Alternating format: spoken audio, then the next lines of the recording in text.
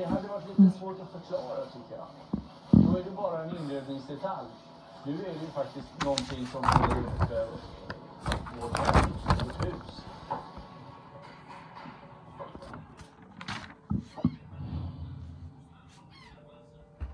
Man är ju väldigt nyfiken på att se vad som har hänt. Jag skulle säga det var skalet som var klart.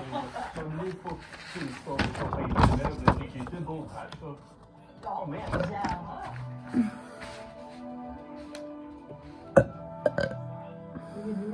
Den här.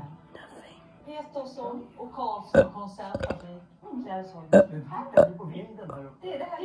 Det var den här konservfabriken. Ja, PK-konsert. Vad fantastiskt. Och så internationellt. Jajamensan. Herring. Men för tydlighetens varsamt